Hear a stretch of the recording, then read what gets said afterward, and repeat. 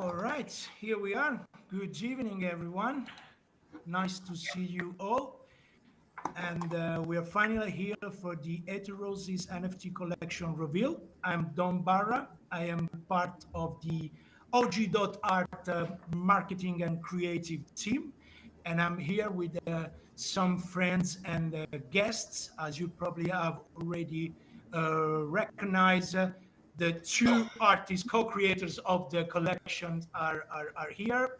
Matt Collishaw and Danil Krivoruchko, and also OG.Art head of product, Vlad Rafieva, right? Did I say your surname right? Oh yeah, Yeah, I'm the number one let it embarrassing be. with surname, so please be patient with me. Okay, guys. So we are here to finally experience this new collection together. The flowers are blooming on open sea. I just briefly introduce you what this live will be about. We will do a live commentary of the collection as we go through OpenSea and looked at some of the flowers. We will reveal some inside outs of the collection, get some specifics, and also later on during the stream, we will be announcing the winner of the contest we were running during the weekend.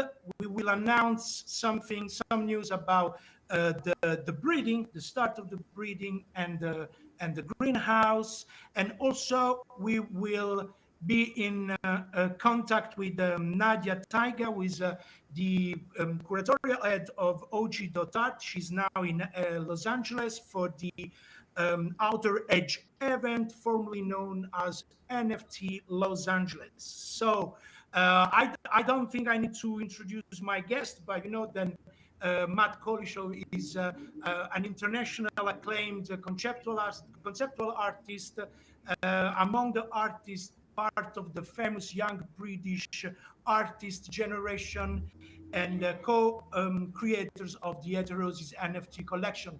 Danil Krivoruchko is an old friend of OG.Art and Snark.art. Is the creator of the Xoit collection, co-creators of the OG Crystal collection with Michael Jew, also co-creator of the Life in Our Minds collection with Random International. So if you like, we can start to you can start to share your screen, Daniel, if you like. And Um, and if yeah, I not, no, you looks like you don't have other choice. So uh, please let's share the screen. Thank you, and let's see what these flowers look like. Of course, if you guys watching from YouTube, watching from Discord, have questions, please share with you your comments. And let's go. So your screen is here. Let's bring it on screen. uh, hey Dom, do you think maybe it's a bit better if we just discuss the collection like in general? Maybe a few Yeah. words If from you Matt like, and yeah, from of me course, of before we course, go yeah. in like too deep in this Sure, sure, images. sure, I sure. can. I mean, All right, all right. Matt, would you like As to you please. Yeah, please, guys. start, please? And I will follow. All I right. can give a bit of background about what got us to this point, which has been quite a long journey. All Oh right. yeah. Welcome, everybody. I'm delighted to have everybody here, everyone's collectors, now all participants and collaborators in this project. I'm a visual artist, so mainly I make artwork, sculptures, or installations in galleries. I do make quite a few video works, which are sometimes shown on flat screen TVs, animations, etc.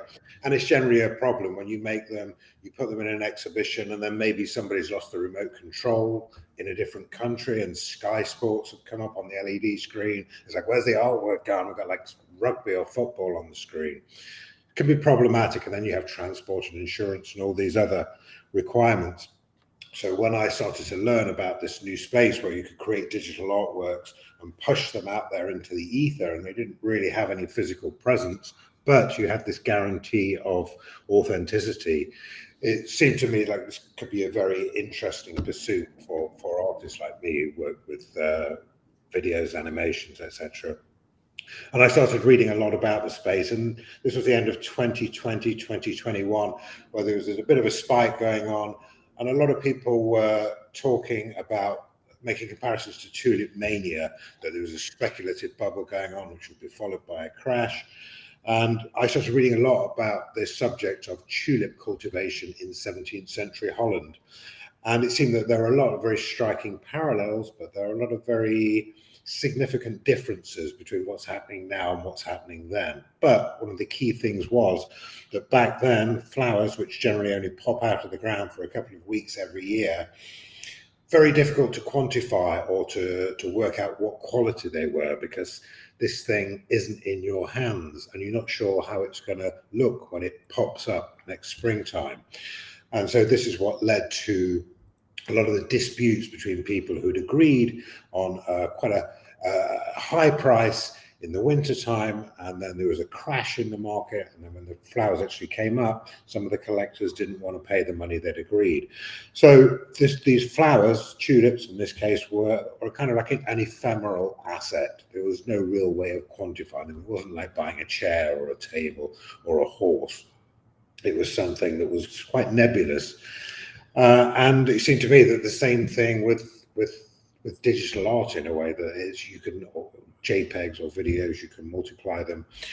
But the blockchain and NFTs gave us this facility for guaranteeing the authenticity of an ephemeral asset. So I started thinking maybe the flowers is the way to go. And I read a lot about the fact that these network of collectors were kind of what made the world go round in Holland during this period.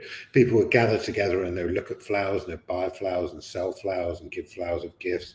And it was a means of communication between these groups. And they would make business, they would have dinner together, and it was this whole community of information, which tulips were the cement gluing everything together. And when the collapse happened, people didn't really lose that much money. The people who were speculating had quite a significant amount of money anyway, but it did fracture this network between all of this community. And thinking about the way that these NFT collections work and how important the communities are, it seemed to me that now we're in a much stronger position to have communities of people contributing to a project. And because everything's verified on the blockchain, we don't really stand to get ourselves in this critical situation which happened 400 or 500 years ago in Holland. So there is some progress, right?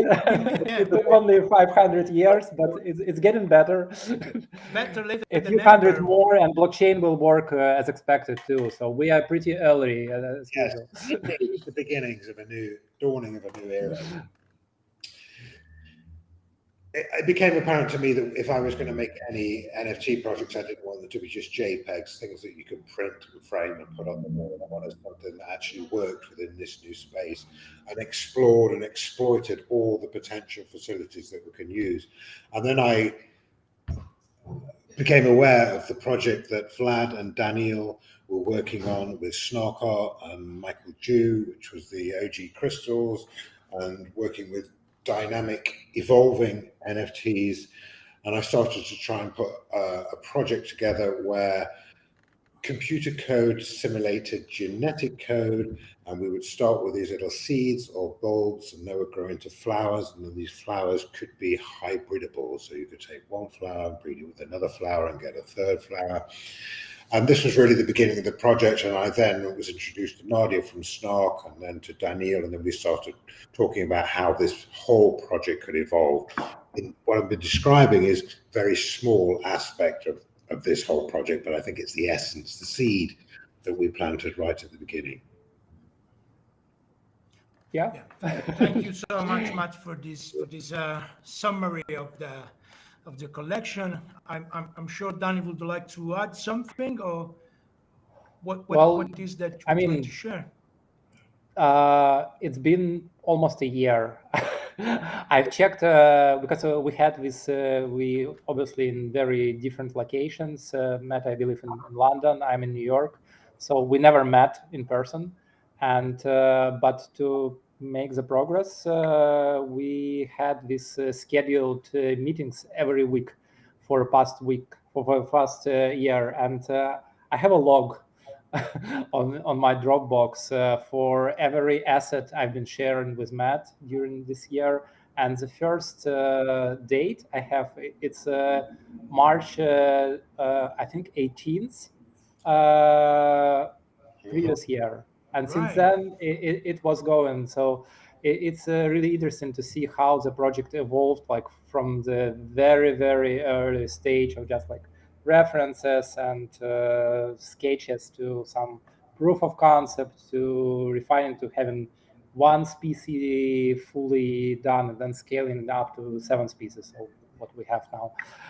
It's really interesting, but it's really a long journey, and it's funny that for like our investors, for people who bought into the collection, the journey just begins. But for us, it's already been a year. So that being said, I'm super excited of finally sharing with you guys what we made and what the system is capable of. Unfortunately, it's not on its full potential right now, because the next thing is breeding, which without which almost like 90% of interesting and beautiful things are still hidden underground, like a bulbs of the tulips. So this thing will unlock a lot of potential, which the generating system represent. Without further ado, I don't know. Should we share some? Yeah, we can share the screen unless Vlad would like to add something. And you cool with that? We're good. All right. So let's bring the flower on stage. The real protagonist. Should I do it on OpenSea or on a platform? Like what? Both ways works. I think on platform might be better. Yeah, let's do it. Give me a sec. I have OpenSea open, but yeah, let's brag a little bit about our platform, which is much better looking than OpenSea. Without nothing to say to OpenSea, but yeah, we have a pretty funky website. It's easier to say that. Can you talk about something for a minute, because I don't have my wallet on this laptop for now. All right, don't share your screen now. Let's so, like for me, it's not usual to work on a project as collaborative as this, to work with so many different participants who are all absolutely key to the creation of every aspect of the project. I couldn't come anywhere near fruition on something like this with everybody that's helped. Too many names probably to list right now. Anyway, but Vlad and Danil obviously crucial to the whole evolution of the project. And also, the collectors are now going to become collaborators and participants. And this is something that I've never experimented with before and interests me a lot. Generally, it's something that I wouldn't welcome, because you like to really control the parameters of project, because you have an idea and then you move towards making a manifestation of that idea. And you want to control everything of it, so it reflects the original idea that you conceived of. But in this case, a lot of the reading that I was doing about tulip cultivation in the 17th century Holland, it's like a form of genetic engineering which was going on there, natural selection and its way of making flowers. But then people thought, hold on, what if we take this yellow tulip here and breed it with this pink and white striped one, and put those two together and see what the offspring is like? They're also experimenting with different kinds of manure, or a different kind of place in the garden, maybe in the sun, maybe in the shade, maybe stony ground, maybe more marshy ground. All of those different elements were things that they incorporated into the breeding of the flower, and they were controlling the way that these flowers evolve, which is kind of weird and fascinating. And so likewise with this project, to an extent, we are now like watching everything being generated without having control on it. It's like a weird, mysterious and beautiful thing, as it is in the natural world, when you suddenly get plants, fruits, flowers, which we don't really know exactly how they are being created, but there's some kind of gene mix which is happening, and then you get these mutations that are popping up, and there's this kind of weird ancient mystery to the way these things are formed. And as Danil was saying, he's been sending us flowers for over a year now, and they've got more and more sophisticated and elaborate. We knew we wanted to have something that's quite realistic looking, so they resemble species that we would recognize out there in the real world. And to do that, to create these realistic simulations, is really quite challenging. And so it was exciting every week to get these new updates. But then when for the first time we actually just ran the code, so we were generating flowers for themselves, like on the fly. It was just randomized algorithms generating the flowers. There was like a real, for me, like a kind of a hair on the back of the neck, mysterious moment that these things were being thrown up by this code that had been written for them. And there was this very mysterious, unreal quality to these flowers and how they'd originated, which is what we're also seeing again now that the collection's starting to be revealed. Yeah, I guess we are ready to go. If Daniel, Yeah, yeah, please share the screen so we can. Can you see it? Oh yes, Works? yes. Okay, yeah, I wish it was a mysterious way for me, but for on my side, it was like tears and sweat and blood. It's never, unfortunately, generative code doesn't like doesn't work as painting or something where you just have a strike and inspiration, and in a few minutes or hours you got the unimaginable result. You have to be very precise, and you should very much understand what you want to achieve. Otherwise, the computer will just don't understand you.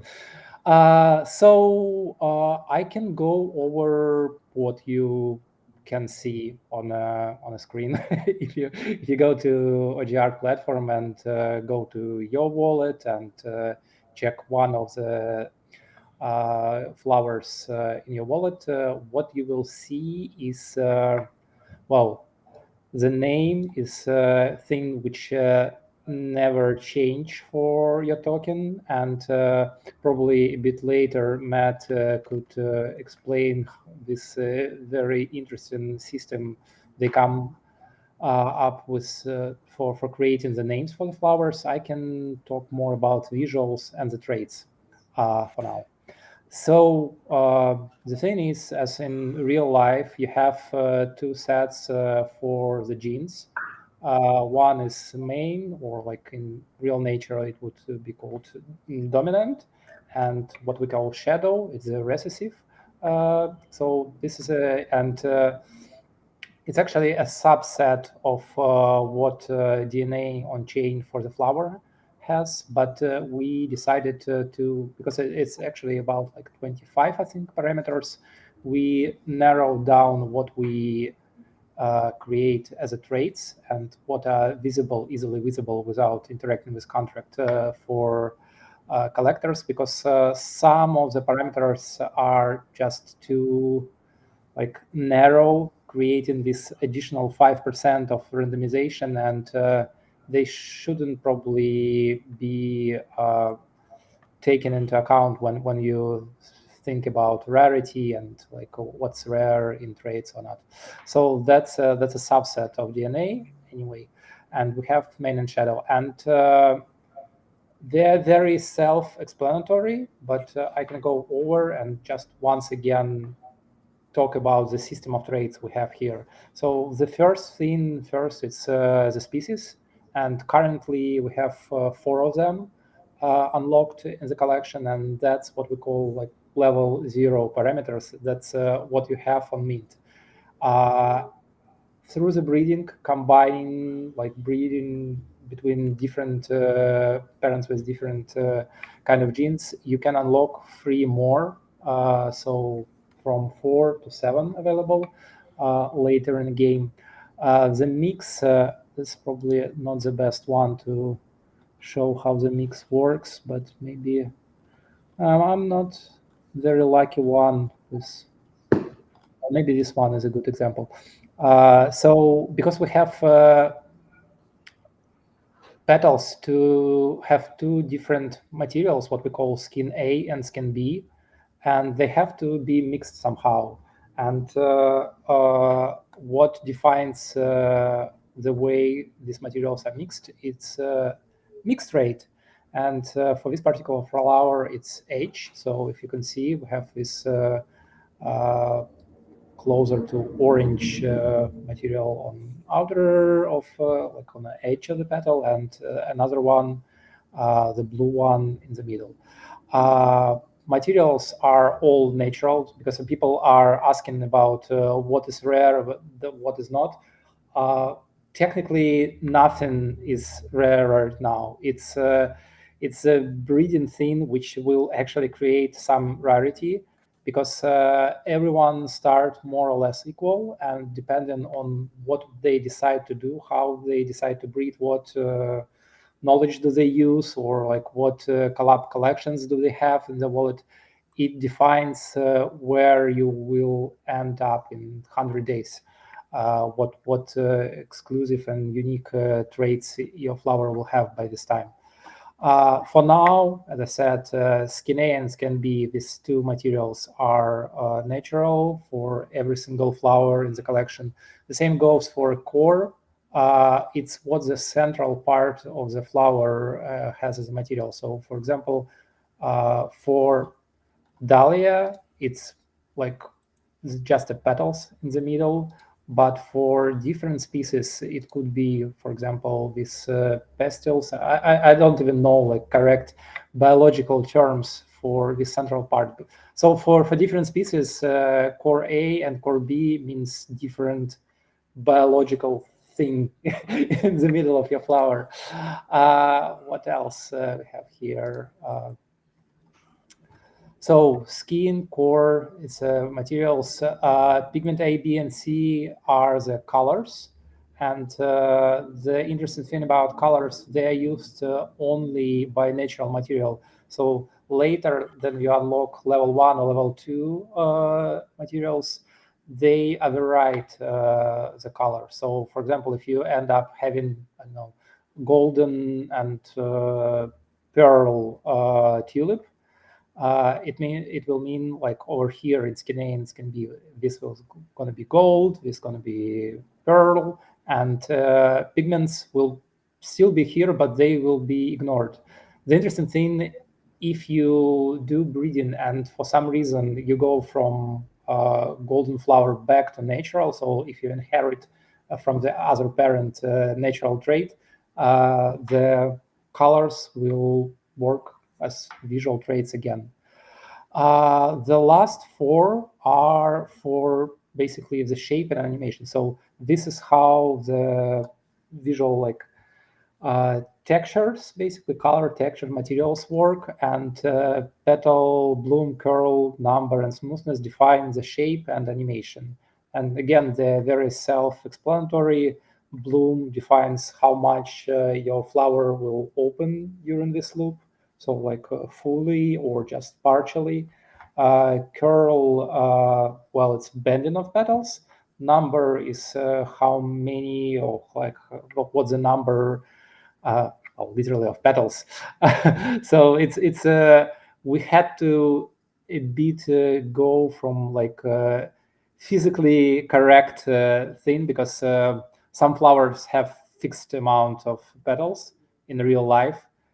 So to give some meaning to petal number, we had to cheat a bit.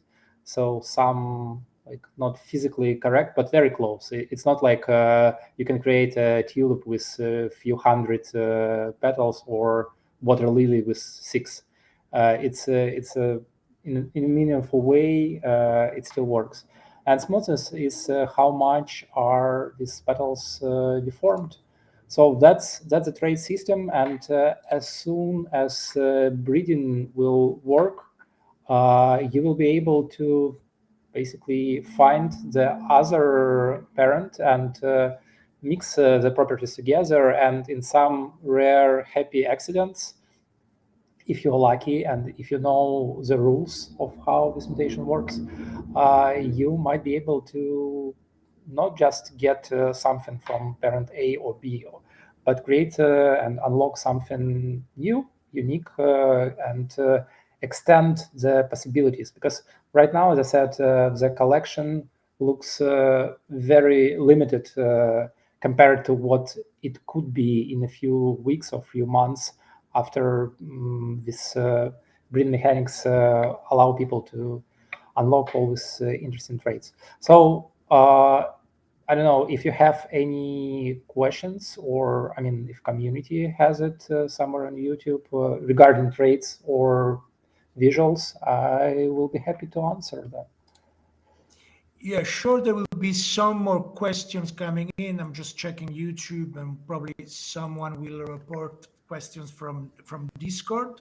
And I was wondering if Matt would like to add something, and to what we were seeing, and what Danil was just sharing, and maybe Vlad would like to add something as well, because this was a very complex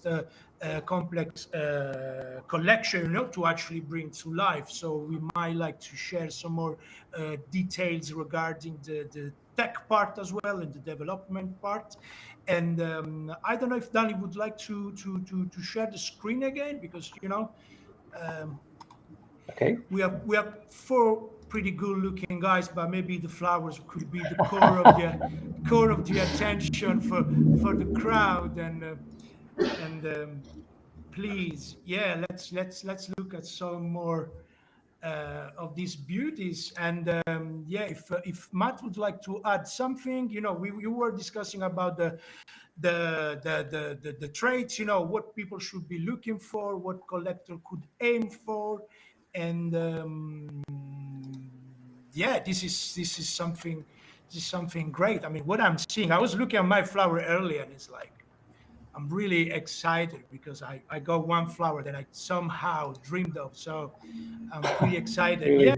Yeah. There was like a feature. Then it was one of these flowers we were sharing, like in one of these of the flower used for marketing. And I was like, oh, I really look forward for that. And it's there. So you probably see the excitement on my face. So let's see what Matt got something to share, and also Vlad. Well, we've been asked several times to come up with a very concise description of what the project actually is. And Danil said during one of these Q&As that it was crypto kitties with flowers. A distinct thing. It's pretty cool one. Well, there is some differences, Yeah. and I don't want to say anything about kitties in this regard, but I do believe the production quality here and the time we spent creating like 3D simulated rendered animation is a bit bigger compared to static illustrations. Just like on the visual side, obviously kitties are super cute, and they were first a big name if you think of like breeding on a chain. The first and the most prominent one is obviously kitties.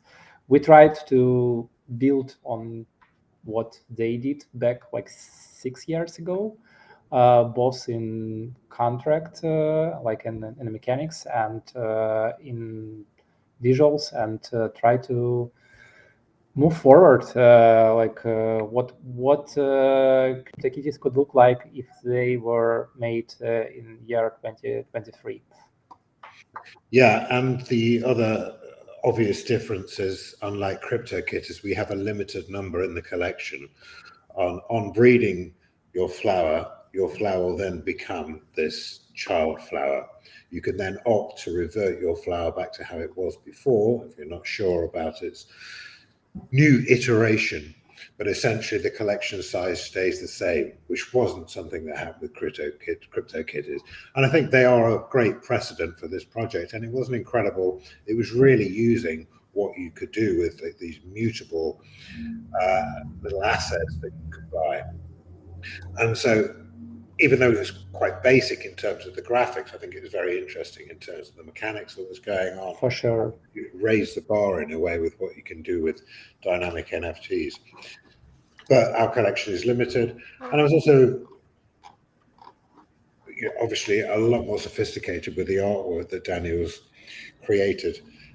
But I'm very interested in how this evolves for the similar reasons that people in the 17th century Holland were during this tulip mania, or the general flower cultivation. In that I've read like several accounts by people at the time, and they were saying that there were many people waxing lyrical about the beauty of a particular flower and saying this is the most incredible bloom I have ever seen.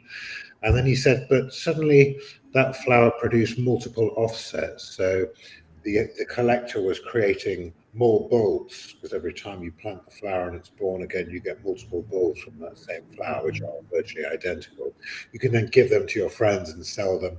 And suddenly, when the rarity of that flower wasn't quite as limited as it had been before, people decided that maybe it wasn't quite as beautiful after all, and that they preferred this other flower that was much rarer and therefore more beautiful. And the value of the flowers seemed to be dependent on their rarity. So the beauty was dependent and the value was dependent on the rarity, rather than just this kind of overall absolute concept of what beauty is, which is something that I found very interesting and will be interesting going forward in this project here. What is it that people like, and how do you get your flower towards something that's more rare? And does that necessarily determine that it's more valuable or more beautiful? Yeah, that's very interesting actually, because this will affect how the whole collection and the whole it will look like. What's like the priority and the strategy. If someone is aiming for beauty, someone might aiming for rarity, and that will definitely have an impact on how the whole collection will look when all these flowers will be shown together. And Should yeah, we let Vlad take his head out from under the bonnet where it's been for the last 12 months? yeah, Sure, yeah, definitely should. I'm sure you're itching to say something about the pain that we've caused you. Yeah, sure. Yeah, well, regarding the pain, we had a lot of technical complexities that we had to uncover. Otherwise, the collection would not be possible. But yeah, thanks to everybody involved, we finally get to the point where we are. Yeah, first of all, we did everything on chain this time for the first time for OG.Art, and it introduced a lot of challenges for us. First of all, like, we didn't want people to spend a lot of the money for gas fees, but we still wanted to have all the logic on chain. That's why we had to invent, like, we call it a hybrid approach, which keeps the same security guarantees but reduces cost of breeding to minimal possible. Yeah, we also had the pretty complex rendering process, which you can see because like Danil is always setting the bar so high with his visual requirement. Too high. You Yeah, yeah. So we had to like some flowers, like especially rare ones, which are not yet uncovered. They render for quite a long time. For example, like it may be like 2 hours rendering, and since we have like huge collection, 2,500 pieces, we had to find a solution which will allow us to process this huge amount of rendering time and files. And also we had to mix like different approaches like Linux and Windows tools, which I'm not going into big detail, but it was quite a challenge for us. Yeah, and also we did our best to create a nice breeding flow, user experience, because like the whole DNA complexity is pretty big, and we want to make it as understandable and as clear as possible. So yeah, we will see how it goes in a few days when the breeding will go live. Yeah, that's it from my side. Well, that's quite a lot. Thank you very much, Vlad, for sharing all these insights. And before we head towards the end, I was checking if there was some comments coming from YouTube, and let's wait for something. Oh, we got some question here. How are the looks of the flowers connected to Mats and Danil's previous artworks? So, if you like to reply to this question, guys. I'm sorry, what was the question again? Sorry. This is coming from YouTube. Uh-huh. How are the looks of the flowers connected to Mats and Daniel's previous artworks? How are your previous artworks influenced the way the flower looks, and if there is any trace in these flowers inspired from what you've been working on in the past? Matt, do you want to, or I can cover it too. I mean, up to you. Well, when I thought I wanted to work with Snark, I'd seen Danil's work on the crystals, and I could see through this, like, the beauty and the sophistication of the crystals that he collected, that he would be the right person for it. And I'm not sure if he's worked on flowers before, but the attention to detail with the geometry and the texture, the color, the lighting, the animation, all of these things were going to be key ingredients in getting a beautiful collection. I have worked with flowers for many years, and I generally use them as like a vehicle for other subject matter. So I've got an idea that I want to make about something or other, whatever it is, and then a flower is like the motif which I can use because it's something that's quite attractive and lends it quite self to multiple different subjects. And I guess in a way this project is no different, really, because we're trying to make a project that is dynamic and works on blockchain and has these questions about what is beauty and what is rarity and what is value, and lots of other little ideas that are going along with it.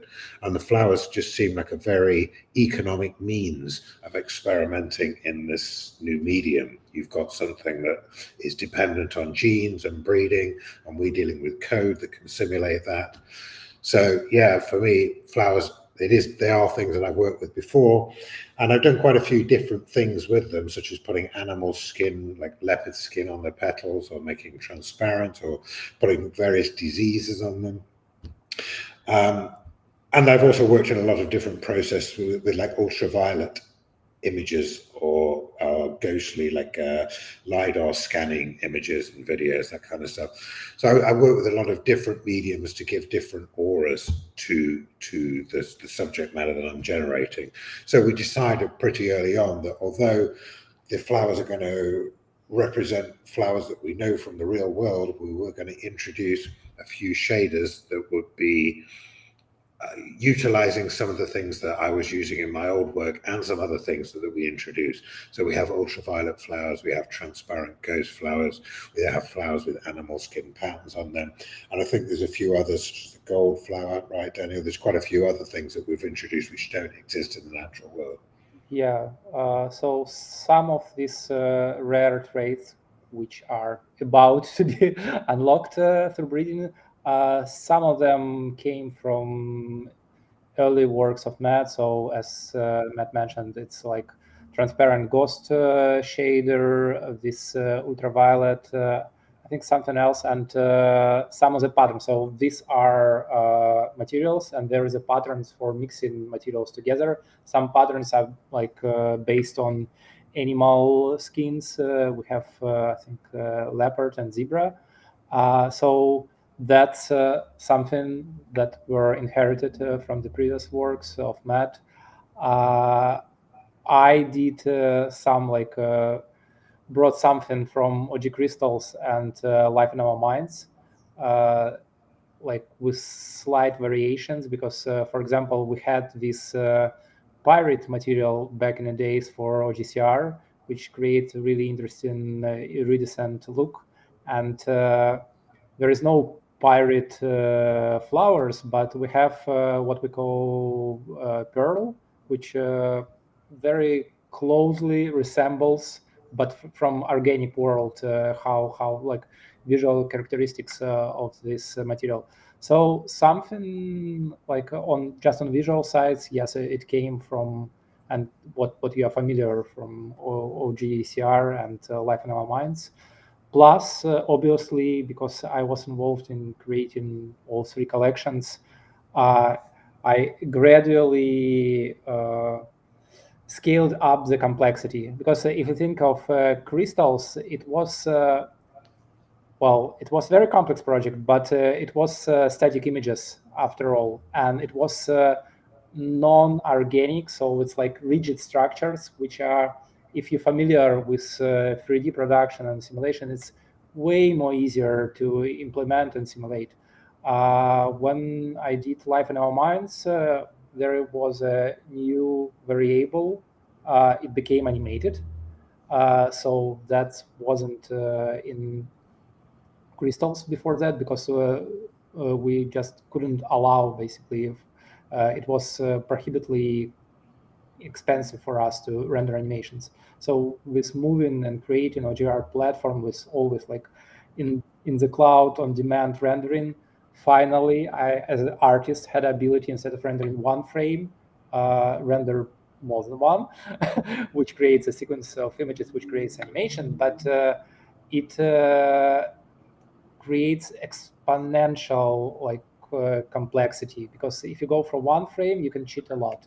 On animation, you couldn't do that, and still, Life in Our Minds, it's like somewhere in between of crystals and heterosis on the complexity level, because over here it's animation, but it's very complex shading and simulation of how these flowers behave, because Matt wanted to be as close as possible. Obviously, it's a bit stylized look. It's not like real, but it's very close.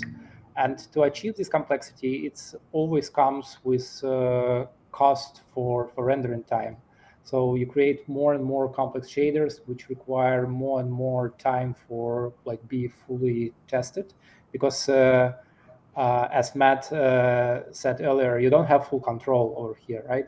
On contrary to other collections, where I would be able to render all these flowers like months ago, look through all of them and said like, that's done. I have full control. If something goes wrong, I can re-render it, adjust the system. Over here, we have to give it to people to experiment with, and the system should be, from one side, like flexible enough, so it will allow people to express themselves, but it still has to have some like rules, because otherwise it will be just unpredictable and will produce not very interesting results. So it's a complex task. So there is inheritance line through all these collections, and I learned a lot and tried to use like possibilities from OG.Art and the knowledge I gained, and it goes both for visuals and the mechanics, because compared to what we had in OG Crystals, the mechanics over here is on chain, first of all, and way more complex, because back then you just have to buy or sell, that's it. And now you have a choice, and you have to some degree have a control on what you will get. So you can, it's funny because we did like lots of tests for mechanics, and obviously we did it using like random, very like just random flowers being breeded with random parents, and the result was it took long time, like a lot of iterations to get these rare traits. But I understand that that was precisely because we did it randomly. Now, when we introduce humans and they try to like be conscious about what they do, it's not just like I take in my flower and breed with random one. I'm looking what other people do. I'm making this decision, my decisions based on that. and the community as a whole like have some shared knowledge which builds up, and people do more and more precise things. At the very end, it will not be random at all. Probably people will like know exactly what the probabilities are, what the rules are, and they can very much control where they end up, or what rare thing they will get. So it's pretty interesting, both in like visuals and mechanics. I just segued too far from the question. Sorry. No, don't worry, don't worry. I think these are all precious information. I'm sure collectors are enjoying to listen. We asked for some questions, so now we are getting plenty of questions, and I would like to ask you. There is all right. This is something very interesting, because I really like this part. But someone from the public is asking, can we download the full resolution images anywhere? Would love to have images from every phase of the reveal. Who would Yeah, like to? I Yeah, can this is. I can take it. Yeah, we will ship this feature like in a few days. Definitely, you will be able to download all the video files and all the images. Right now, I have posted in Discord a link which you can open with the replacement of your ID, and there you can download it. But we will have a button which will do that like in a few days. Yeah, I just like to add this, being myself a collector, this is, I was bragging about our platform earlier. It was not just like to sound arrogant, but I really think that our platform has these features that are really unique. And, as a collector, being able to actually, you have your NFT, you have your work on the website, available on OpenSea, on our platform, but the possibility to actually download the files and actually, feel the artworks. You see all the stage of growth of the crystals, the same of Liam, and now with Heteros is something which is really amazing. And I think this feature is something really well done to the development team. And because these guys always on the backstage, but sometimes we need to pay them the right recognition. So we move on to question 2, and the question 2 is, when would we see the genetic traits from partner NFTs? Who's gonna take this question? What? Vlad, Danil, yeah, no worries. yeah, guys, don't fight. One of the two. One of the two. No, I mean, I cannot ask this question because it's on development side. It's the system is ready. I just waiting for the data, right? And as soon as data will come, the system will produce all these traits which already they're waiting. Yeah, but I think the question is like when it will be possible to unlock those traits, and as soon as breeding will start, and we plan to start it in like a few days. If you have a partner collection NFT in your wallet and you breed your NFT, your flower with other flowers, you have a chance of unlocking those rare partner traits. So yeah, probably in a few days, and when the breeding starts. The breeding is coming. Oh right? yeah. Oh yes. Oh yes. So I do remember how Matt reacted when I showed him for the first time random tests, because initially, like when you have 20 plus partner collections, and when you just randomly select one of those, it looks like all your flowers are just partner flowers, and it's a bit overwhelming because it just like so many different things on the flowers. It looks disorienting, but I just had to explain to Matt that it's not how the collection will look like, because these are more rare, because you have to do something. You have to have these traits in the real, like in the real collection, not in a test. So you have to unlock it. You have to somehow do something to achieve this look. So it's this rendering were a bit misleading, because it felt like few hundred of flowers and most of them are just Bored Ape or like CryptoPunks or whatever, and it's not how the actual collection look like. Hopefully, Matt, now if you go and see, it's way more clear Like it's in this pristine divine state.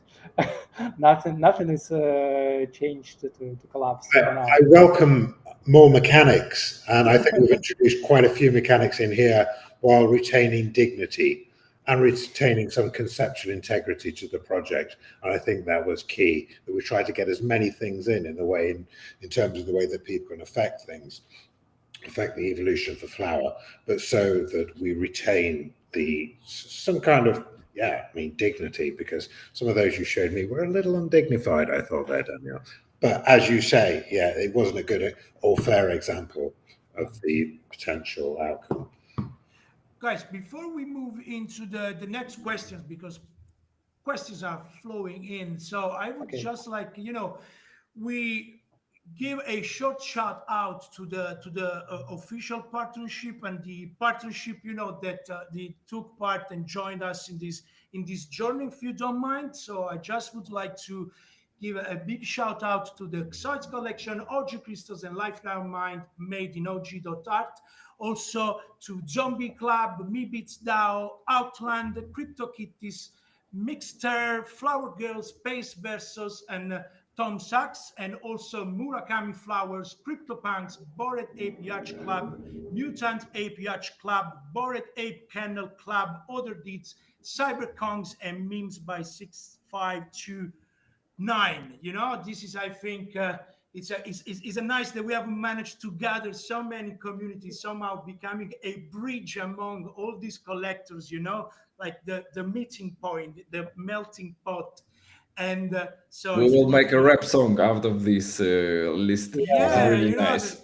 So you have to do it for Life in Our Minds. It's like 50 plus of them. Yeah, they do. I mean, they do sound like lyrics. It's a crypto rap. Okay, guys. So let's hit with the next questions, because there are several that I think. All right. Question number 3: which of the partner patterns are you especially excited about? Ooh, this is a. It's very subjective. Well, obviously, for the ones I own, like. But from design point of view, we spent, I could say, like equal amount of time designing all of them. It's not like I wanted to something to be like on pattern wise to something to be more complex or like more detailed than anything else. So I value all the partners equally. I learned it back in my family because I have twin boys, and I know how to like share my love equally. Will it be 2 or 25 members? I can do that. But the one which stands above all, and it's a separate thing in my heart, it's OG Crystals, which got not just the pattern, but got its special material.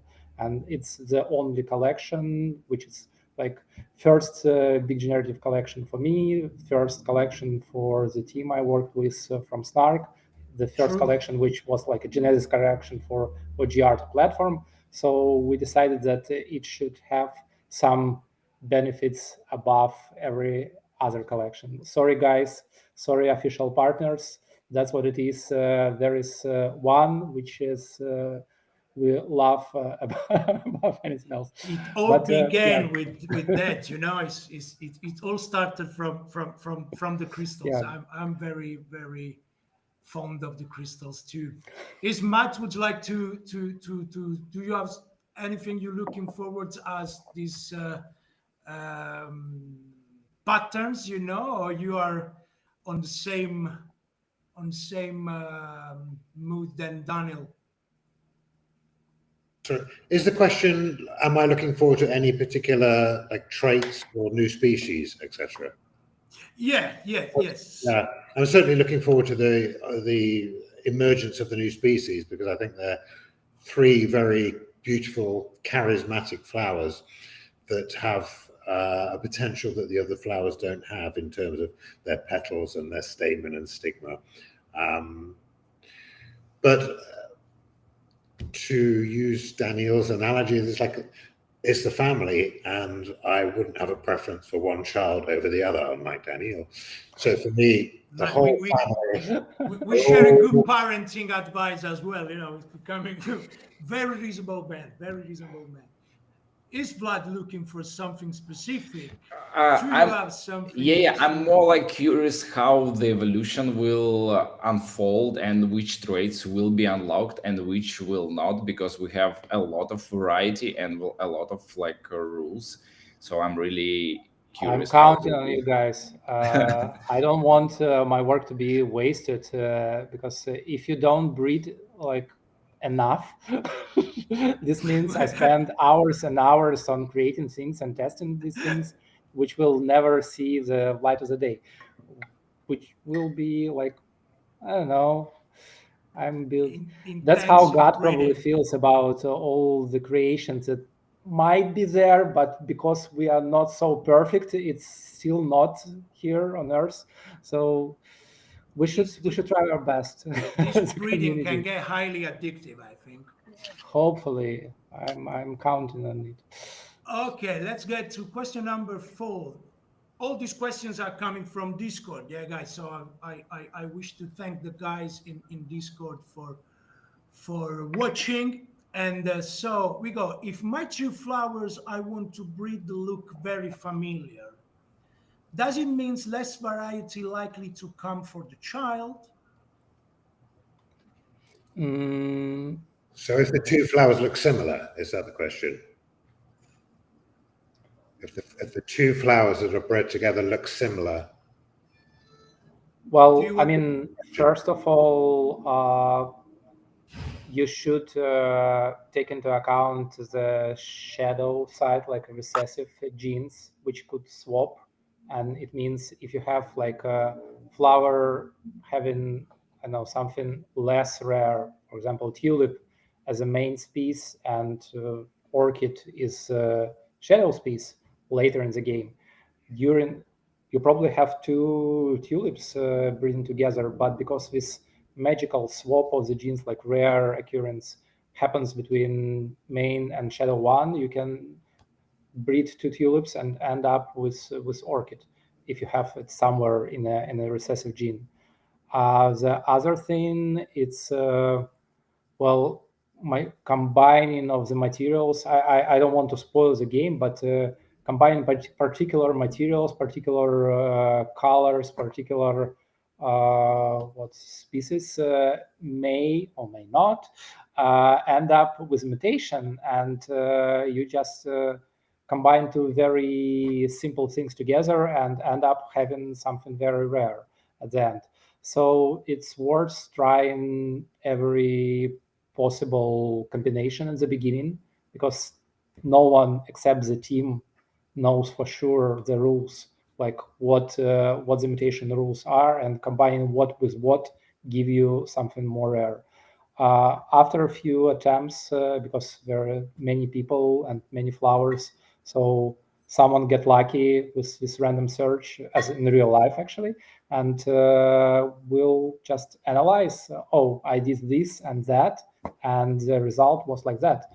And if it's this person is kind enough to share the knowledge, people can follow this basically recipe and try to recreate the same trait for themselves, or instead of trying to redo all the process and rely on luck a lot, they can try to just breed with this new species and try to get this particular trait through inheritance, which it might be easier for the process, but required to pay the owner fee, obviously. So there is a balance here, like how much you spend your resources trying to achieve the look, and then you say well, if you want the same look, you can buy it from me, or you can, for this owner fee, try to breed with my flower, and there is a chance you just basically copy some of these rare traits to your flower.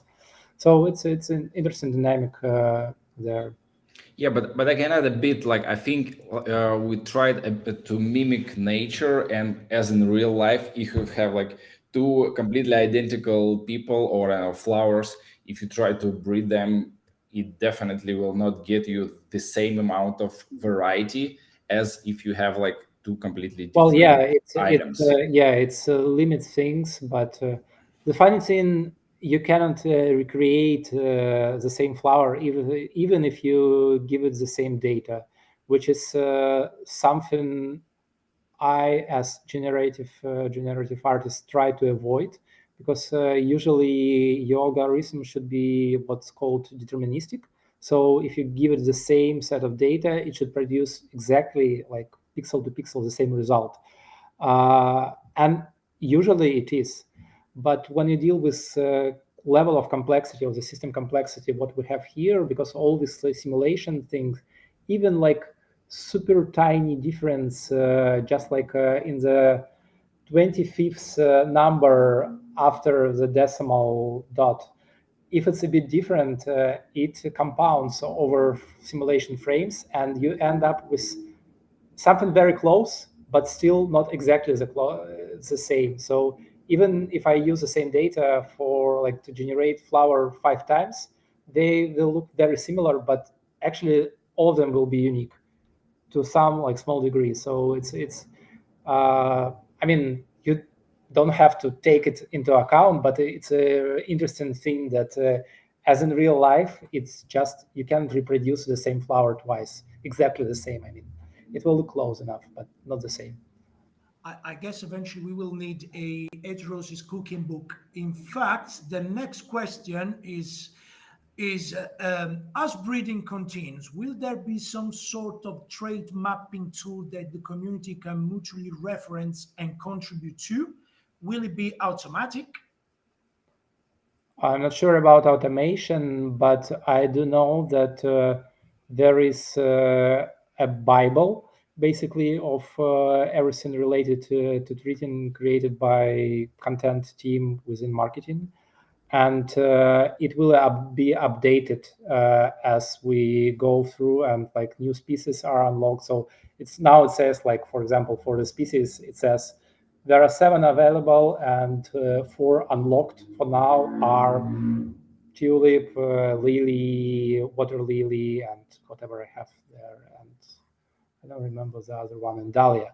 And there are 3 more. So someone got lucky and unlocked the first out of these 3 additional ones. The Bible will be unlocked. Updated, and unlocked species will be added there. The same goes for other traits. So it will be gradually updated. But if someone from the community decides to have their own version, like shared document or the place or wiki or whatever, people can refer to share the knowledge to like you are more than welcome to do so. Obviously, I cannot give you hints and spoil the thing, but hopefully you will be right in your predictions, and eventually all what we designed will become like fully public and unlocked. The great book of Heterosis strategies. All right, guys, before we carry on, because there's many questions coming in, so before we crack on with more questions, last weekend we ran a contest on Twitter, and I would like to announce the winner of the contest. If you don't mind, I hope you don't. So we take a break from the questions, and I'm not sure if the winner is among the public, but I would like to say that the contest winner is it's J0.F. I did my best, honestly. I did my best. But these crypto names are cryptic. But yes, so the winner is it's J0.F. Yeah, we should probably have like an official announcement. Yeah, I will reach exact you. spelling. Yeah, please, if you're in the crowd, I will reach you in DM, and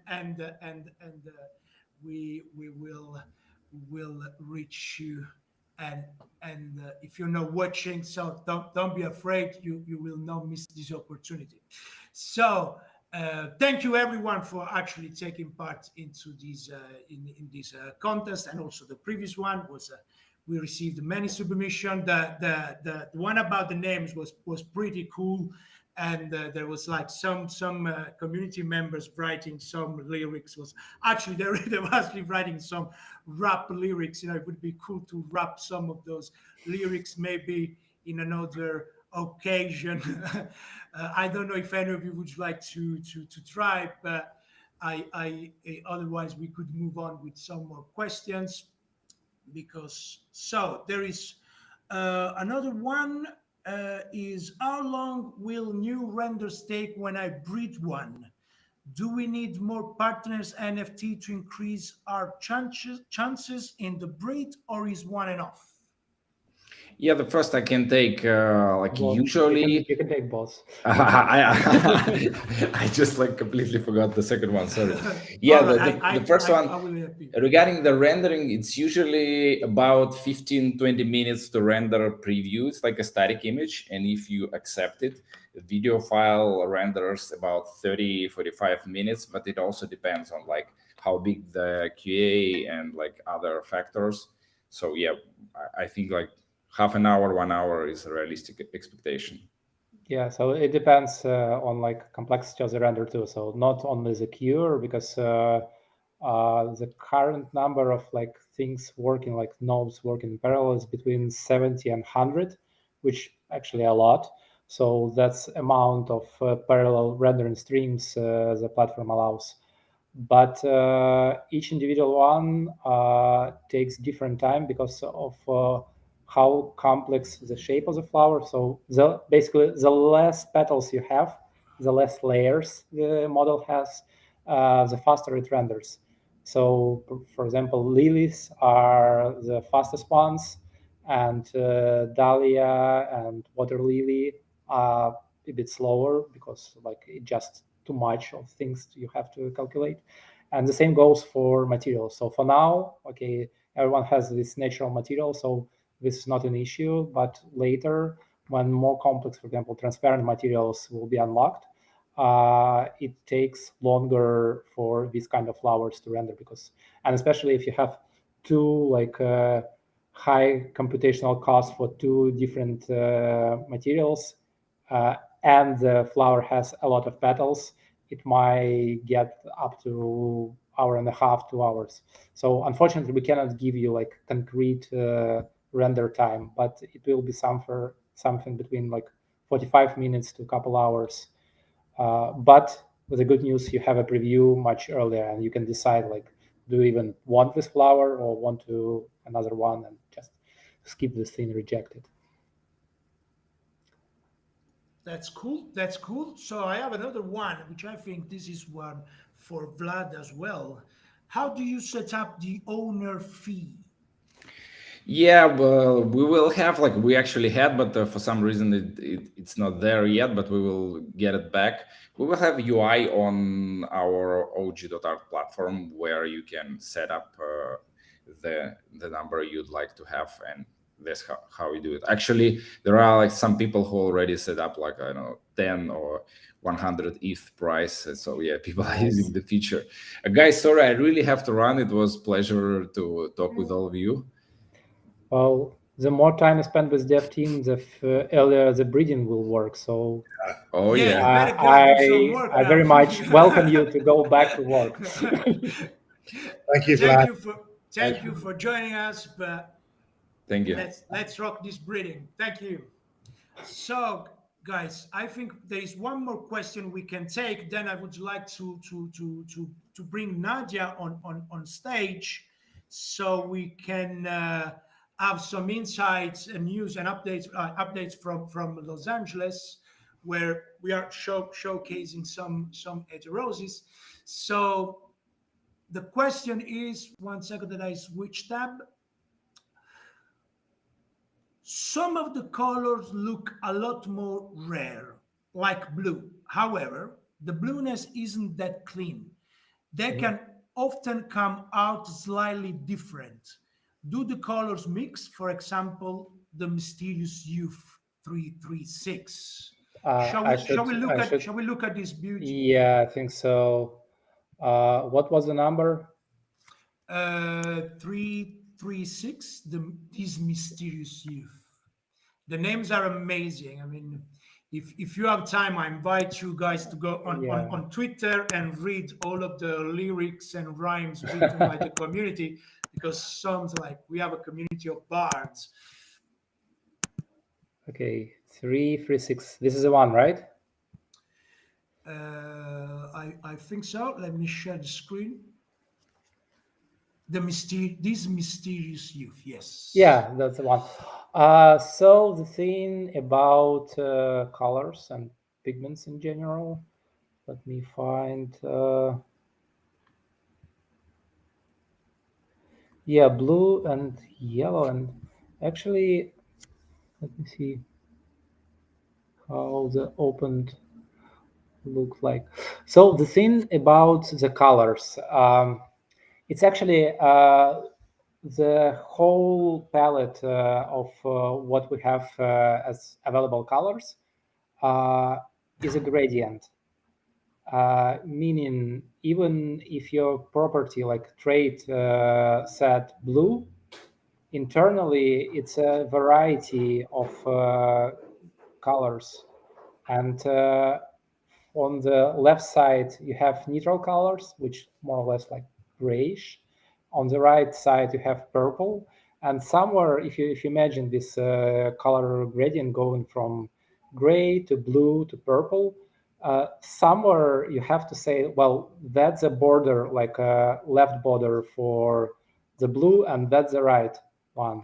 In the middle, it will be pure blue, obviously, but as you get closer to the border, and probably this is the case, it's more and more mixed with the other one. And in this case, it's very much on the border with gray. And you just have to somewhere say that, well, this kind of is blue and this one is gray, and they are visually almost identical for this particular range. So yeah, there is a variety. Otherwise, all the, like, if we treat colors as more or less like a constant value, it wouldn't be as interesting as it is right now. It will be like very much the same blue through the whole collection, which isn't something I want to have. So yeah, these are like edge cases for some traits when you see it's called gray and not just blue. But if you mix it, like if you breed it with another color, I mean another flower, it may shift within this blue trait. It might go from like very grayish blue to just pure blue, or more violet and pinkish kind of side of the spectrum. I don't know, is it helpful or not? It sounds pretty helpful. I don't know if Matt has something to add to the question about the colors. Otherwise, yeah, Matt. Yeah, I mean, I think Daniel answered it very well. We wanted it to be as infinite or near infinite as possible, right? We don't want to have just a limited palette of red, yellow, blue, green. It should work out in the way color works in the natural world, infinite blending possibilities. This is great. This is great. So, as there are no more questions coming in, I think this is the right time to bring on stage our curatorial director Nadia, because as you know, guys, the Heterosis has already been traveling around the world. We've been to Paris. Now we are in Los Angeles. So I'd like to welcome on stage Nadia, live from Los Angeles. Hello, everyone. Hello. It's like CNN News, the Weather Channel here. Exactly, special correspondent. So first of all, I want to thank you for all your questions, because it was a lifesaver for me. The last 30 minutes, I was caught in traffic that LA is very famous for, besides its Hollywood. and as well as was I running crazy under rain that is like pouring cats and dogs here, and I'm like really wet. So we are in LA, Outer Age LA, formerly known as NFT LA, at in the West Hall of the Convention Center in LA. It's an exhibition. We have a spot here presenting all our projects from OG.Art platform with a special focus, of course, on heterosis. We do the same way as we did it in Paris, where we shown the heterosis project on a scale, what it consists, the mechanics, as well as coming other things with flowers, with metaverse, and as well as we're expecting a lot of interest here as we did it in Paris, where audience was very excited about the heterosis and its complexity and mechanics. It's last night I was at the VIP dinner here. We had a very nice chat with Eric Calderon from Art Blocks about the future of Oh, we seem we lost Nadia on the. Well, I guess this is happens, when you're No, I'm alive. here. There I'm we here. go. She's Yes, back. Yeah, She's I'm back. here. I'm here. Surprise, So, surprise. surprise. I'm here. You don't lose me. So we spoke about the future of art on blockchain and what we as responsible companies that focused on art and its aesthetics and its really potential of blockchain can do better to bring new audience in the space. And Eric is going to speak here as well as I am speaking tomorrow here with CEO of Super Rare, then also from Avalanche, the guests from Avalanche, and from Art Blocks people, and Warhol artists. We are gonna cover the topic how the social experience on blockchain art is evolving. And of course, our projects on OG.Art are a great example how people can interact, how people can co-create, collaborate among the other collections and between each other, and of course, interact that we are bringing later with our metaverse space. So this is Greenhouse. So this is the main update, and here is a lot of um, talks happen. There are a few stages, and now some talks already happening. We have a spot at the exhibition area of age outer age, and please visit us if you are in LA. As yesterday I already met few collectors that are very excited about heterosis. And by the way, That's Matt, great. I have your lenticulars, a limited edition card signed there with me, and I already gave it to some people that are special for us. So Danil and Matt, I don't have it. Like, you, guys, just You will so get you one. You understand, will like get one. how exclusive I'll the thing is. I'm I'll the post creator it of to collection. you. I don't have it. That's To you very when exclusive. I'll post it to you when I'll be back to Chicago. I have a special for you as well as for our collectors.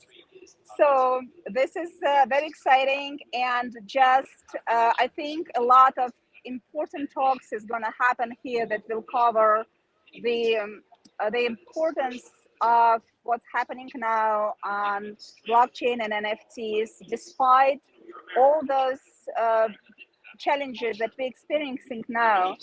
We are all believe that we are still just on the surface of what actually blockchain for art can do potentially. So just don't forget about this. Remember about this, that it's just still the beginning, and we think that looking back to 2018 when we started. We think that already many things happening and we have done a lot, but actually I think in the next years we will be surprised what other possibilities will be explored.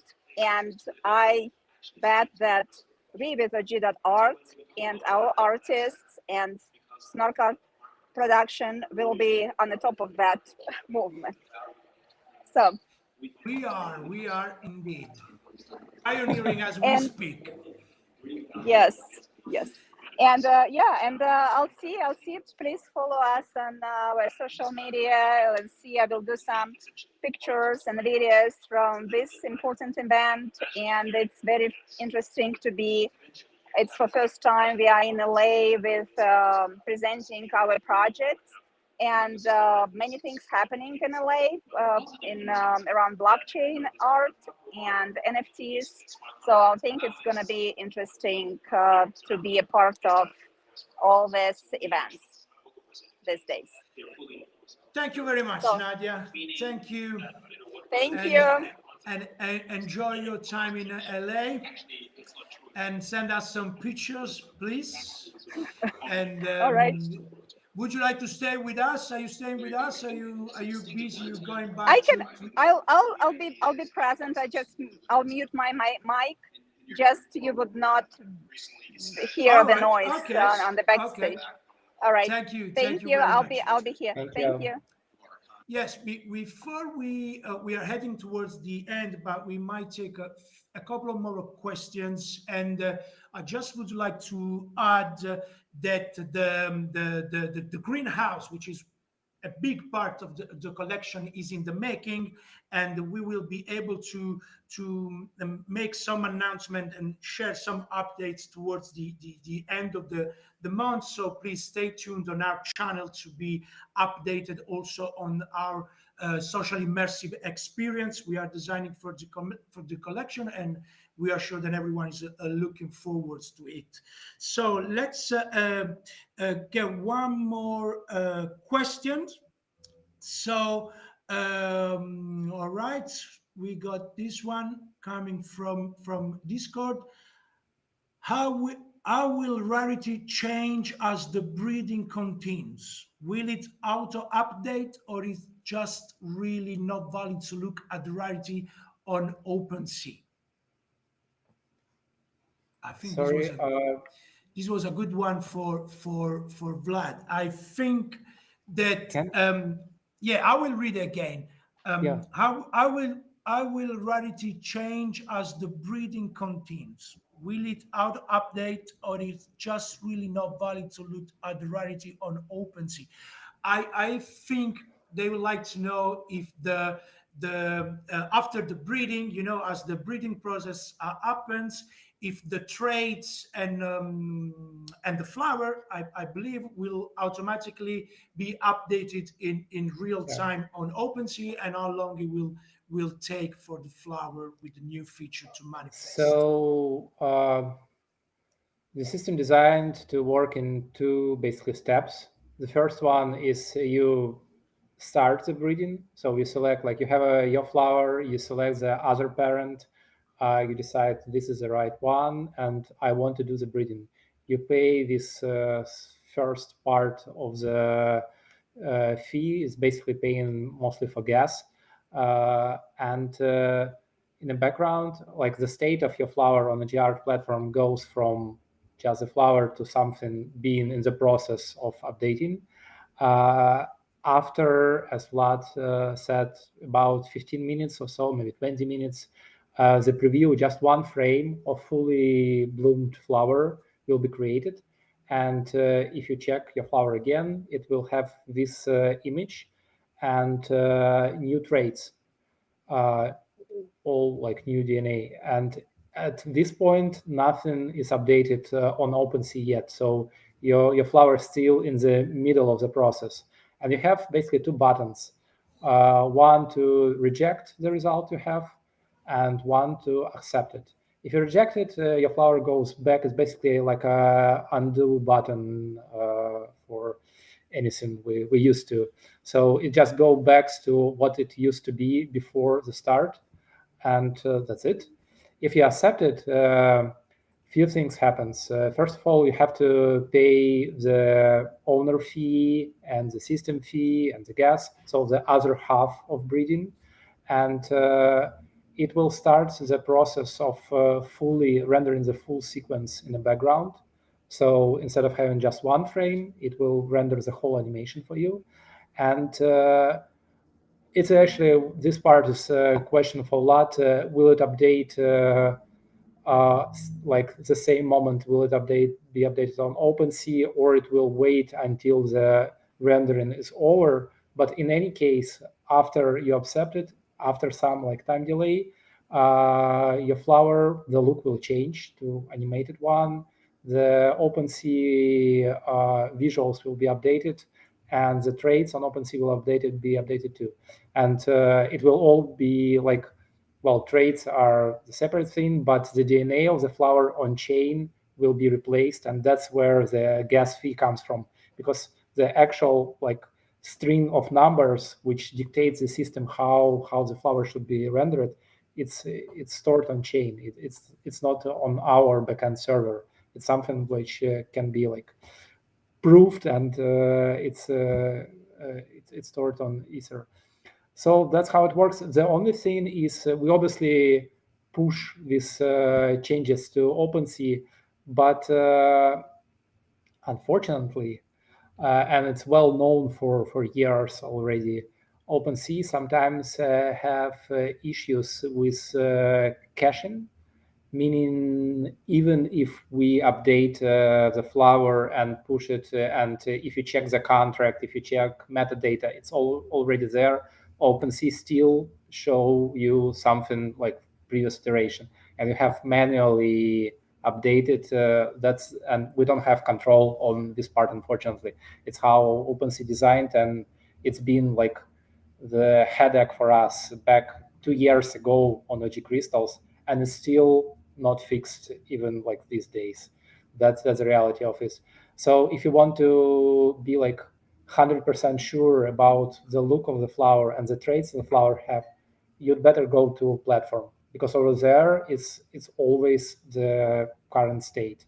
OpenSea can lag behind for a few hours or even like indefinitely if someone not update the traits there manually. You know, this like refresh button, top right one corner Yes, of the screen. yeah, I think that's It's very annoying, but unfortunately we don't have control over this part. yeah, it's a common practice. I click Yeah. that many times when Yeah.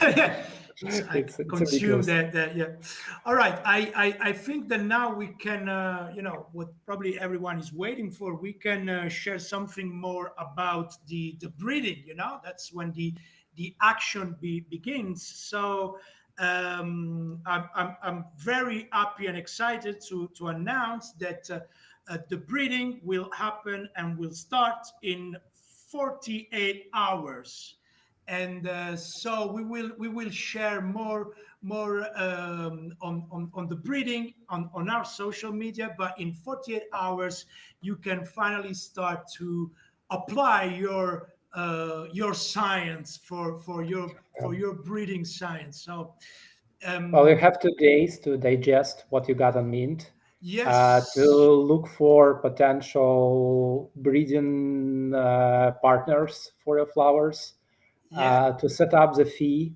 So if you got something rare, I think Vlad said that in the like next update will allow you to change the fee. And one small mention, like a side note, because the fee is stored on chain too, it's you have to pay small like gas fee. We don't like take anything from it. It's just a nature of blockchain. So to change the fee, you have to pay like a little amount of ether in gas. for But that's activate the how it block. works. That's the price you pay for being like on chain project. But yeah, so couple days from now, and you And still we're like ready have to go. time Yes. to prepare. And the most stressful part actually will start for myself, because even I did like thousands, literally, of test renders and simulations, you never know what because it's almost infinite, like it's a combination of possible traits. You cannot test everything. So Yeah, it's I impossible. have to It's really apologize in advance for what you guys might catch in your flower. So I hope I did my best. Obviously, like I had a year, and I did my best to prevent any random results to happen. But the truth is, I cannot guarantee 100% of times it will work as intended. What I can guarantee you that if you see something suspicious in your flower and tag myself or someone from OG.Art team, create a ticket. I'll do my best on my side to update the system as fast as possible, so to just fix this bug and regenerate the flower. If something is glitched, just let us know, and we will do our best to update it. The good thing, the data and the contract is a different thing, and they should work, and your data is there. So it's more about visuals that could be some glitch might happen. Hopefully it will not. Well, this is I manually the don't truth trigger. is this 2,500 flowers you see right now revealed. I manually go through all of them. It's around 15 hours of just watching the flowers and writing down if something is wrong and redoing the thing. So it's a lot. So I did my best, literally. I manually went through all of them. So I'm happy with the results we have on Mint, but I cannot control what we got on breeding. So, Yeah, but this as I said, is yeah, we'll try to this fix is it as this is why also we postponed, it delayed the reveal, because we it's want to be 100% sure, that everything is in place. 99.99. Yeah, It's still not 100, unfortunately. don't It's start the me nature don't of it. start me on glitches, because I'm a Yeah. glitch artist. So if we start to talk about glitch, for me a feature, so I would be Well, triggered. you can I buy it would be from triggered. people. Yeah, If they I will don't look like the for. result, you can buy from them I and will have go through the a whole collection, collection of bleached flowers. looking for glitchy flowers. But yeah, I if you have a yes, Nadia. I I'd like to add, just because it's very nice to look at everything what's happening with breeding and all those chances, as in a mad concept of this artwork. He referred to in the naming to Jorge Luis Borges, who is very famous for this idea of labyrinth and libraries. So I'd like to look at this as the artists Danil and Matt created those labyrinth or the garden of thousands ways that actually we could explore now. And I'm very excited because I didn't have a chance to look at reveal of what I get yet, because I was running under the rain. But I'm very excited and to do the next step. And this is amazing thing that relates to the conceptual way what Matt incorporated with Danil's involvement and with Danil's part. That's Yeah, one thing right, is I right, remember. You sorry, Nadia. Yes, Matt. Yes, right, Nadia. I mean, I was going to talk about the titles, but it's like a whole different universe we'd have to dive into. I realize the clock's ticking here, but Yeah. yes, in essence. Well, I think we should have the whole separate event for Greenhouse with you and then we will. Ivan talking about it, because That'd be good. for our audience, I just can say that, I mean, I wasn't involved in Greenhouse part, except I did experts 3D models and textures from what we have in the collection, so it could be rendered in real time. And Greenhouse, it's almost like as big as the collection itself. It's huge investment of time and creative effort and conceptual thinking behind it. So I can't wait for you guys to actually be able to get there and see it, because it's as close as it could be to this promised metaverse. A lot of projects had these demo videos in Twitter, which end up with nothing. On contrary to that, this is real. It's about to be open for people. So I'm pretty excited about this side of the project. Yeah, We don't even mind. Sorry, we don't No, even no, go mind for to it. call it. We don't even mind to call it microverse, not metaverse, Microverse. right? Well, We yeah, will it's be not. fine. We will Well, be fine Heterosis with the that. truth is, the Because it's metaverse more. should be consist of like these experiences and seamless transition from one to other. So it's you have to build from something. Yeah, it is. It is an amazing features of the collection. To have this kind, it becomes some sort of this like collective, act of co-creation, and also this co. Every collector becomes author of this massive installation. It's something, and also Mhm. the gallery looks amazing. So it's very scenographic. It's something very beautiful. I would like to add something because when we were talking about the names, which are very unique in all the mechanic and the history of the names. But when we were doing the contest on Twitter, someone said, that maybe a collector could choose the name as a strategy, to find the name that most resonate to them to breed their flower.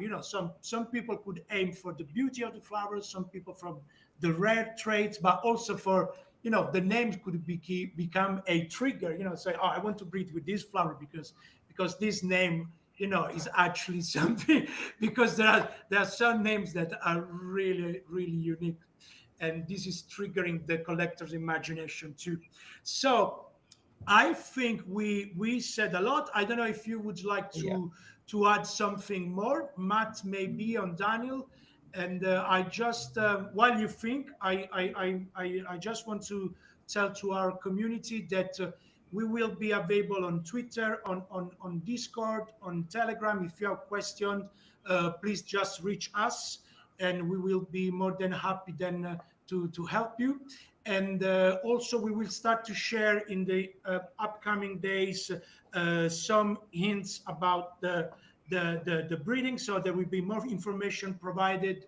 And so stay with us. And if Daniel, Nadia, and Matt would like to add something before we say goodbye to everyone, please.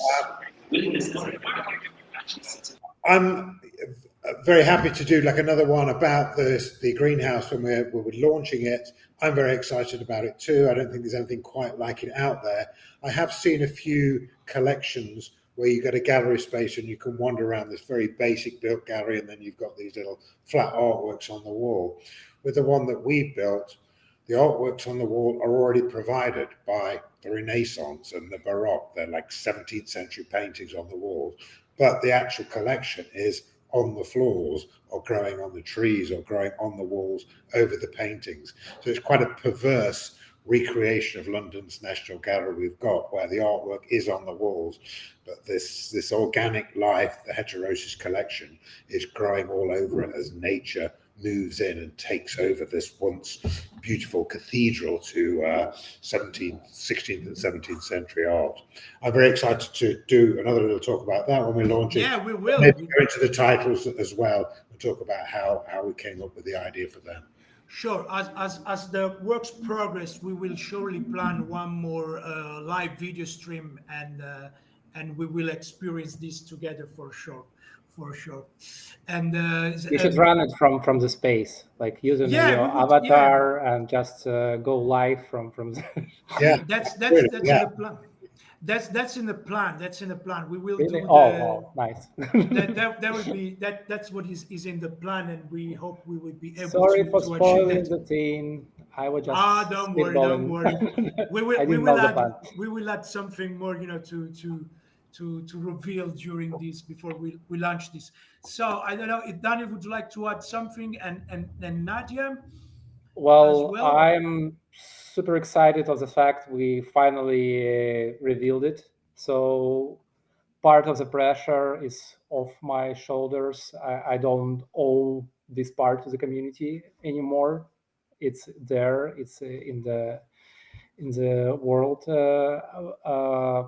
I can't wait this additional 48 hours for the breeding to start, and I'm a bit jealous of you guys because I can't participate in the game myself because I do know the rules and I don't want to spoil them. I don't want to be the one who just like uses this unfair advantage. So I will wait until someone actually discovers almost everything until I We will should be have able someone to join and try to do my flowers, like do breeding. we should have someone placing Easter eggs for you. You know that Oh yeah, so so you could let's join in as let's well. see where we end up in 100 days. I hope everything will be unlocked and everyone will be happy about the particular look of the flower they achieved. So there is a lot of like possibilities to create whatever you want to. It's limited by our artistic vision from Matt and from me, but still there is so much space for like personalize the experience and create something unique that you like. So There it's is actually co-creation. there is a lot to discover and create together and enjoy together, because I think this Yeah, is the one of the main purpose also is to enjoy this as a for collective. sure. I You mean, know, this will be very exciting. This is it would be so much easier for me like to impress anyone and give all the traits from the day one, just like give all the variety to people so they, oh wow, it's gold and it's like that and it's transparent one and what is the rarity. So like all these regular NFT collections things, I don't know how it works, but we try to do it a bit differently. Everyone starts almost on the same level equally, and there is almost no like there is some rarity, but nothing is super rare in the collection. That's your actions, your decisions, your resources, what makes this special. individual flower actually a rare one. So I do think there is some beauty in this concept too. Yeah, that's true. I mean, if you have experience with growing flowers and plants at home, you know how attached you become Oh yeah. to life when you bring it, you know, to life. And Nadia, please, Yes, tell us something. Yes. I just want to share how grateful I am for the collaboration that we had in the team between artists and our partners, El-Gabal, Matt, Danil, and all dev team. It's a lot of work. It was a lot of crazy moments for the last year. Yes, it's a lot of work, and as well as I'm grateful for all collectors that supported this project and excited about this project. It means a lot to us because we do it with all intention to do the best execution and kind of, as I always say, aiming to create the project that will remain in art history. It's very ambitious, probably, but this is how history is made. You need to do the best, and I'm grateful for the teams, and as well as for those who will do work, as Daniel explained now, the work now to finalize It's not this. work. It should be a It's pleasure. It's it's a experience, pleasure. science You and know, it's pleasure. There is no work science and pleasure. there. The ecstasy of creation. Let's say. Yeah. You know, And because probably I mentioned work because work for me is a pleasure. What we do and Oh, that's a our nice work is one. a pleasure. So I think all collectors enjoy the actions the same way as we do. So, and I wish you good luck and everyone with their flowers, with your flowers, and thank I'm you. exciting. Thank you so much, and see I you I at the greenhouse next time. surely I like to thank all of the partners project and collection that joined the Heterosis project and their community, and we are glad that we are all coming together to build this collection. And before we actually call an end to this, we had some questions. Now there's also some comments to share, and Raski Pasha says, amazing collection, guys. Thank you, OG. And Nick Amster says, I don't know, I'm kind of in love with Danil. So you got some big fans there, Danil. And Danil and team, every single one of these is absolutely gorgeous. What a great work of art. Thank you very much. Thank you, Matt. Well, and yeah, it's obviously it's a collective work. It's not only me. There are a lot of people involved.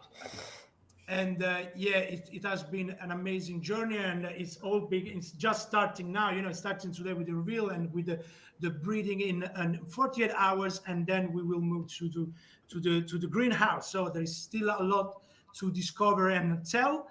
And so I thank everyone for watching. I thank the community of collectors, the partners, the artists, and the OG.Art team. And we look forward to be in touch with you on social media, and wishing you the best. Let's breed. Let's breed, guys. Thank you, Matt. Thank you, Danil. Thank you, everybody. Thank you. Thank you so much. Bye. Speak to you soon. Bye.